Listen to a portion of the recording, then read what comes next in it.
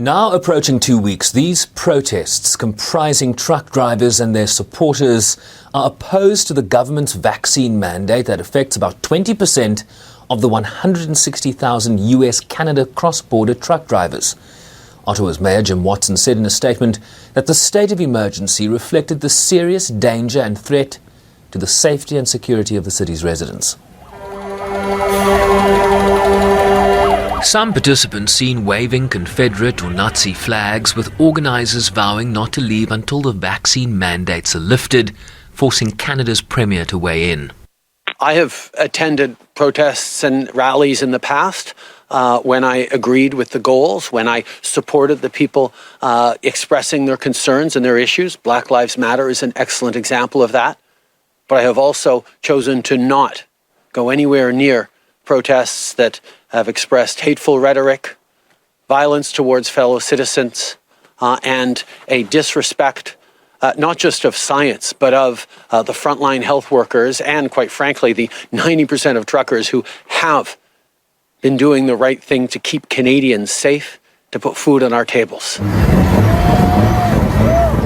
Ottawa police, who have complained that the city was under siege, say at least 60 criminal investigations have been opened in relation to the protests, including for alleged hate crimes and property damage. I want to be very clear. We are not intimidated by those who hurl insults and abuse at small business workers and steal food from the homeless. We won't give in to those who fly racist flags. The movement morphing into a rallying point against public health measures in the country, including in the financial hub Toronto and Quebec City.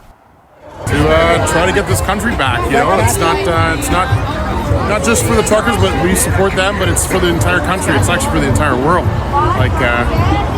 If you want to make some decisions and do things on your own, then that's fine. But if people don't want to, then we should have the choice to choose. And freedom. Well, I'm here because I'm already free, and all these people are free, and we're all coming together. Because right now, this is a time for coming together and not being standing apart, and not being torn apart, not losing our jobs, not losing our families, coming together and being free together.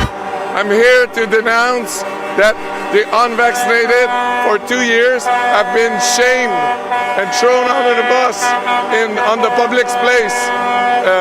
It goes against freedom of speech in Canada. You can't do that because what it does, it has some people that listen to those insults and to that intimidation that they are doing to the unvaccinated, they repeat it. And behind their cell phones on social media, they intimidate. The Prime Minister has ruled out using the military to break up the protesters, but the police are reportedly planning to choke off the truckers' supplies.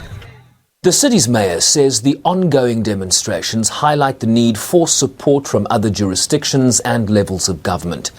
Local police tweeted a warning that anyone attempting to bring materials of support, including fuel, to the demonstrators would be arrested as they seek to choke off the truckers' supplies, in what has become just the latest example of pushback against public health measures that seek to end the pandemic, but that some argue impedes people's personal choice and liberty. Siobhan Briceby's SABC News, New York.